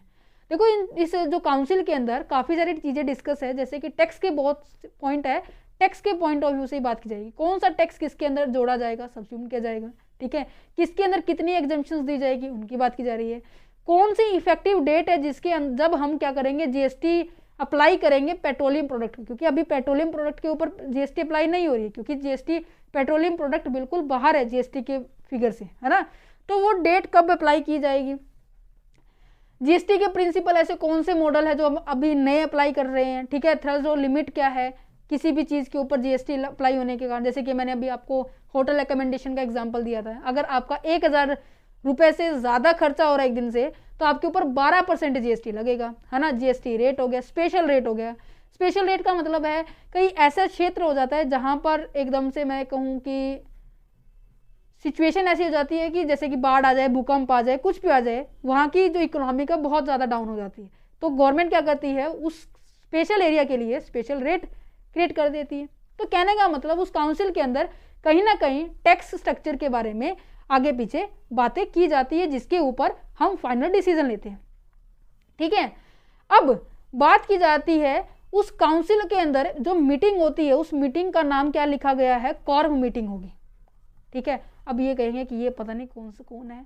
कॉरम का मतलब होता है एक मीटिंग का नाम है जिसके अंदर ये कंडीशन होती है कि जो मेंबर है ना, अब मैं मान के चल रही हूँ जैसे कि 200 मेंबर है, 200 मेंबर में से कुछ एक स्पेसिफाइड नंबर के जो मेंबर हैं वह होने चाहिए तभी मीटिंग स्टार्ट होगी। अगर वो मेंबर नहीं है तो मीटिंग स्टार्ट भी नहीं होगी। तो यहाँ पर जीएसटी काउंसिल के अंदर ये डिसाइड किया गया है मतलब कि हाफ 50% पर्सन उस मीटिंग में होने चाहिए तभी मीटिंग क्या हो सकती है, स्टार्ट हो सकती है। उसे हम कॉरम मीटिंग कहेंगे। अगर मैं कहूँगी 40% पर्सन है वहाँ पे, मीन्स कि 200 में से 80 व्यक्ति आए हैं तो मीटिंग स्टार्ट होगी नहीं। 200 में से हमें 100 व्यक्ति तो कम से कम चाहिए तभी मीटिंग क्या है वो स्टार्ट होगी। और उस मीटिंग के अंदर जो डिसीजन होगा वो आपका मेजोरिटी होगी not less than that 3/4 of the weighted vote cast की बात की जा रही है, ठीक है। यहाँ पर 1/4 आपका सेंट्रल गवर्नमेंट की सेंट्रल गवर्नमेंट की मेंबर्स की डिसीजन की मान्य रखा जाता है और 3/4 आपका स्टेट की बात की जाती है, ओके। चलिए जी, ये आ गया है आपका टैक्स काउंसिल की, इसमें काम क्या किया जाते हैं। अब आ जाता है redefining the role of the CBEC. CBEC का मतलब क्या है, central board of excise custom duty. देखो यही थी पहले यही थी, कस्टम ड्यूटी भी थी आपकी, ठीक है, और साथ में एक्साइज भी थी। इसको रिप्लेस करके हमने कस्टम को तो रखा बट एक्साइज को हटा दिया। एक्साइज को हटाने के रिप्लेस पे हमने इनडायरेक्ट टैक्सेस के नाम पे एक जीएसटी का कंसेप्ट लाया गया, है ना। दैट्स अ रीजन इसको किससे रिप्लेस किया गया, सीबीआईसी। आई का मतलब है इनडायरेक्ट टैक्सेस एंड कस्टम, ठीक है। यहाँ पर central board of indirect taxes and custom is a key administration authority in India that oversee the administration. यहाँ पे ना बाकी जितने भी पुराने टैक्सेस थे उनके अंदर रिप्लेस तो करना पड़ेगा। इंपोर्ट एक्सपोर्ट के दौरान जो भी अमाउंट आपको मिलती थी उनके अंदर भी आपको एडजस्ट करना पड़ेगा, है ना कहीं उनके प्रिंसिपल्स इवन उनके जो भी स्टैंडर्ड रेट है वो आपको चेंज करने पड़ेंगे, तो रीडिफाइन दोबारा से करना पड़ेगा। जिसके कारण सीबीआईसी जो है वो पूरी तरह से मैनेज करेगा और इनडायरेक्ट टैक्सेस और कस्टम ड्यूटीज के जो प्रिंसिपल्स है उनको इम्प्लीमेंट करेगा, है ना। Establish the under the central board of the revenue act, ये किसके अकॉर्डिंग हुआ है, 1963 central board of the revenue act के दौरान सीबीआईसी बना है। और ये डिपार्टमेंट ऑफ रेवेन्यू का ही एक पार्ट है, ठीक है, under a ministry of finance government of India. ये क्या करने वाले हैं, इसको कहीं ना कहीं ऑपरेट करने वाले हैं, ठीक है, operate as a part of the department of revenue, ठीक है। और इसका मेन ऑब्जेक्टिव क्या है कि रेवेन्यू जो कलेक्ट हो रहा है उसको देखना, ट्रेड फैसिलिटेशंस को देखना, ठीक है, और जितने भी कंप्लायंसेस होते हैं, जितने भी रूल रेगुलेशंस की बात की जा रही है, कस्टम ड्यूटीज की और इनडायरेक्ट टैक्सेस को, उन सबको फॉलो किया जाता है, ठीक है। तो कहीं ना कहीं अगर सभी इनडायरेक्ट टैक्सेस को हटाया है तो उनको हटा के जो मेन टैक्स लेके आए हैं, जीएसटी लेके आए हैं, उनको भी तो प्रिंसिपल लाना पड़ेगा। नेक्स्ट आ जाता है goods and service tax network. Implementation का ये लास्ट स्टेप है। अब देखो हर चीज आप कर रहे हो, है ना, तो इसके लिए एक नेटवर्क भी तो सेट करना पड़ेगा ना, इसके लिए एक ऑर्गेनाइजेशन भी तो बनानी पड़ेगी ना, जो कि स्पेशली काम किसके लिए करे, वो काम करे आपके टैक्स होल्डर्स को सर्विस देने के लिए, ठीक है, गवर्नमेंट को सर्विस देने के लिए। और वो सर्विस कैसे दी जाएगी, इंफ्रास्ट्रक्चर उनका अच्छा होगा, आईटी सेक्टर का यूज़ करेंगे, एक अच्छा सिस्टम होना चाहिए, एक अच्छी सर्विस होनी चाहिए जिसके थ्रू वो सेंट्रल और स्टेट गवर्नमेंट को सर्विस दे सकते हैं, जिसके कारण जो भी आप अप्लाई करना चाह रहे हैं, जो भी आप रूल को फॉलो करवाना चाह रहे हैं वो ईजिली हो जाए, है ना। दैट्स अ रीज़न जो टैक्स पेयर और जो गवर्नमेंट होती है वो आपस में एक दूसरे से इंटरफेस कर पाए, एक चीज़ वजह से हमें क्या करते हैं कि नेटवर्क सेट करते हैं। तो यहाँ पे देखो क्या लिखा हुआ है, goods and service tax network is a section, ये सेक्शन 25 के अंदर आता है, जिसके अंदर ये बोला गया है कि नॉट फॉर प्रॉफिट, प्रॉफिट के लिए नहीं, ये नॉन गवर्नमेंट ऑर्गेनाइजेशन होते हैं। नॉन गवर्नमेंट दैट मीन्स ये प्राइवेट लिमिटेड कंपनी होती है जो कि सेट की जाती है, जो कि प्रोवाइड करती है IT structure, information technology infrastructure provide करती है, एक सिस्टम प्रोवाइड करती है, एक सर्विस प्रोवाइड करती है, किसको, हमारी सेंट्रल या फिर मैं कहूँ कि स्टेट गवर्नमेंट को, ठीक है, उन सभी टैक्स पेयर को, उन सभी स्टेक होल्डर्स को जो कि इसको पे करना चाहते हैं। और वो पे तभी कर पाएंगे जब उनको अच्छे से नॉलेज होगी इन चीज़ों की, राइट। रजिस्ट्रेशन से लेकर आपके फाइनली रिटर्न फिल करने तक सारा का सारा काम आप क्या कर सकते हो, ऑनलाइन फिल कर सकते हो। सारी जितनी भी प्रॉब्लम्स है उनको सॉर्ट आउट करके यहाँ पर एक नेटवर्क सेट किया गया है, जिसे हम क्या कह सकते हैं, स्पेशल पर्पस व्हीकल, जहाँ पर आप इंटरफेस कर सकते हैं टैक्स पेयर और गवर्नमेंट आपस में। एक कॉमन पोर्टल है जिसके थ्रू यहाँ पर एक पर्सन, जैसे मैं कह रही हूँ ना, ट्रांसपेरेंसी आ रही है, तो गवर्नमेंट को पता है क्या हो रहा है, आपको पता है गवर्नमेंट क्या कर रही है, तो यहाँ पे कहीं ना कहीं एक ट्रांसपेरेंसी आ रही है, ठीक है।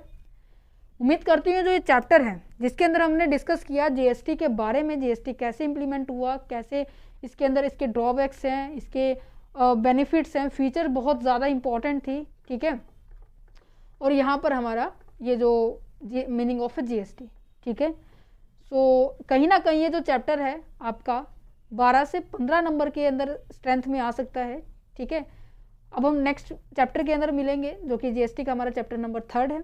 अगर आपको कोई भी डाउट है तो आप हमें कमेंट बॉक्स में कर सकते हैं। अगर आप ये पीडीएफ लेना चाहते हैं तो आपको ₹9 पे करने होंगे, और इन्फॉर्मेशन आपको डिस्क्रिप्शन में गिवन है, व्हाट्सएप नंबर, ईमेल आईडी दोनों गिवन है, ठीक है। अगर आप लेना चाहते हैं तो टीम को इसके साथ कॉन्टेक्ट कर सकते हैं, टीम आपको वहाँ पे पीडीएफ अवेलेबल करवा देगी। ₹9 पर पीडीएफ हमने रखा है, ठीक है।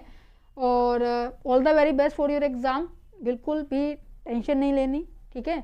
और आपका एग्ज़ाम बहुत अच्छा होगा। आप क्वेश्चन पेपर भी देख सकते हैं, जीएसटी 2023 तक के क्वेश्चन जितने भी हैं हमने अपलोड कर दिए हैं, 22, 21, इवन 24 के जो अभी जिनके जनवरी के अंदर पेपर हुए हैं उनके भी question paper most of upload कर दिए।